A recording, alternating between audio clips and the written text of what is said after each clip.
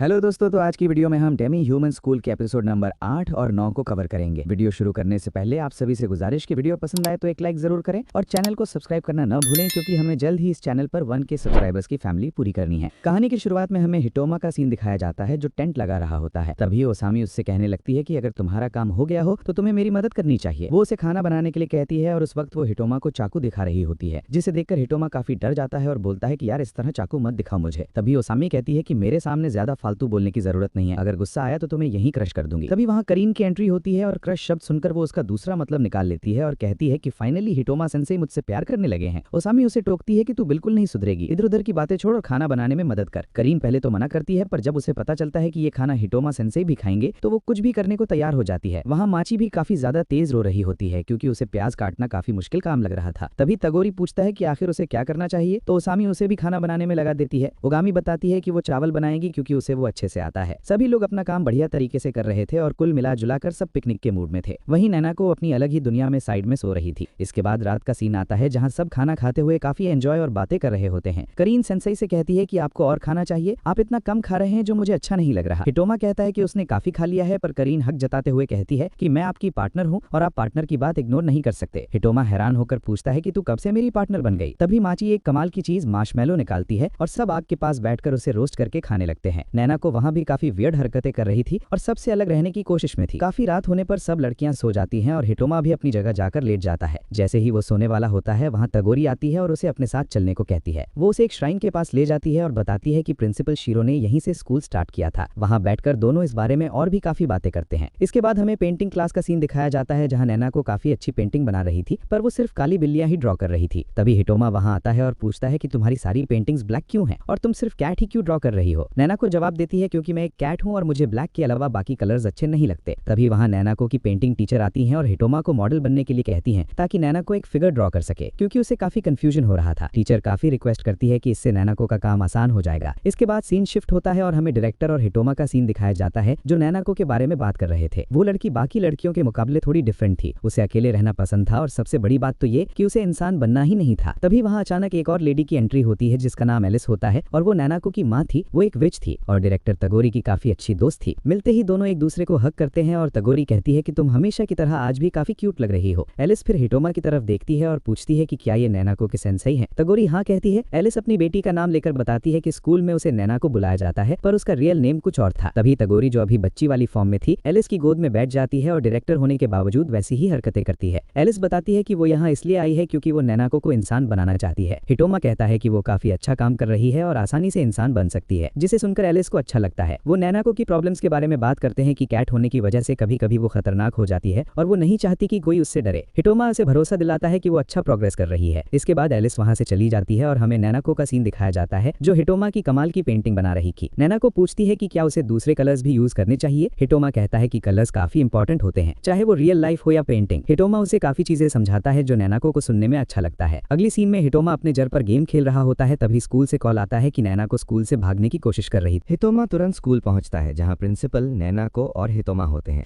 हिटोमा पूछता है कि आखिर तुम भाग क्यों रही हो। तब वो अपनी असली प्रॉब्लम रिवील करती है कि उसे इंसान बनना ही नहीं है। ये सुनकर सब हैरान हो जाते हैं। वहां एलिस और डायरेक्टर भी आ जाते हैं। एलिस काफी परेशान होती है और वजह पूछती है तो नैना को बताती है कि वो पूरी लाइफ बस एलिस अपनी माँ के साथ रहना चाहती है। ये सुनकर एलिस हैरान रह जाती है और डायरेक्टर से पूछती है कि क्या ऐसा मुमकिन है। डायरेक्टर कहती है हाँ, और वो अपनी मैजिक से नैना को एक कैट में चेंज कर देती है। अगले सीन में हिटोमा, प्रिंसिपल और एलिस नैना को के साथ शाइन के पास जाते हैं। वहां हिटोमा साफ सफाई करने आया था। एलिस उसे अपना काम अच्छे से करने को कहती है। हिटोमा को दुख होता है कि शायद वो अब नैना को से कभी नहीं मिल पाएगा, पर वो उसकी बनाई हुई पेंटिंग की तारीफ करता है। फिर उनके पास्ट का सीन आता है जहां टीचर बताती है कि नैना को ने अपनी पेंटिंग अधूरी छोड़ दी, शायद वो अब कभी पूरी ना हो। वो किसी का पोर्ट्रेट नहीं बनाती थी, पर उसने हिटोमा का बनाया, जिसका मतलब था कि वो उसे पसंद करती थी। हिटोमा काफी खुश होता है और नैना को थैंक्स कहता है। इसके बाद हिटोमा और डायरेक्टर की बातचीत होती है जहां हिटोमा बताता है कि सभी स्टूडेंट्स अच्छा परफॉर्म कर रहे हैं, खासकर ओगामी जो जल्दी ही इंसान बन सकती है। डायरेक्टर बताती है कि वो इंसान बनकर म्यूजिशियन बनेगी और तुम्हारी तरह लाइफ एंजॉय करेगी। वो हिटोमा की तारीफ करती है कि उसका दिल बहुत अच्छा है। वो हिटोमा की अच्छी बुरी मेमोरीज के बारे में बात करते हैं। हिटोमा कुछ बातों को लेकर रिग्रेट करता है और उन्हें भूलना चाहता है, पर टीचर समझाती हैं कि तुम्हें भूलने के बजाय उन्हें फेस करना चाहिए ताकि तुम और स्ट्रांग बन सको। फाइनली उनके फाइनल असाइनमेंट का वक्त आ जाता है। जो पास होगा वही इंसान बन पाएगा। माची का असाइनमेंट एक कप को जोड़ना था जिसे उसने पहले ही तोड़ दिया था उसामी कहती है कि वो तो फेल हो गई, पर माची उसे जोड़ने की कोशिश करती है। माची पूछती है कि हितोमा को क्या असाइनमेंट मिला, तो उसे उसामी को लेटर लिखना था। उसामी बताती है कि ये इतना आसान नहीं है। हितोमा कहता है कि फिक्र मत करो, सब तुम्हारी मदद करेंगे। ओगामी को 10 फेमस नॉवेल्स के रिव्यू लिखने थे जो काफी टफ था। करीन को 10 दिन के लिए मुखिया का काम मिला था, जिसमें उसे पूरा डोम साफ करना और खाना बनाना था। वो परेशान थी, पर तागोरी उसे मोटिवेट करती है। करीन खुश होकर कहती है कि इंसान बनकर मैं हितोमा से शादी करूंगी। तागोरी को म्यूजिक इंस्ट्रूमेंट बनाना था और वो इस काम से काफी खुश थी। अगले दिन तागोरी इलेक्ट्रिक गिटार बनाने में लग जाती है और हितोमा को उसके बारे में काफी चीजें बताती है। वहीं माची का काम ठीक से नहीं हो रहा था, तो वो शोर मचाती है और उसामी से उसकी बहस हो जाती है। करीन स्टूडेंट्स को संभालने के तरीके लिख रही होती है जो आगे काम आएंगे। एक हफ्ता बीत जाता है और तागोरी का काम सही चल रहा होता है, पर माची चिल्लाती है कि करीन अच्छा खाना नहीं बनाती।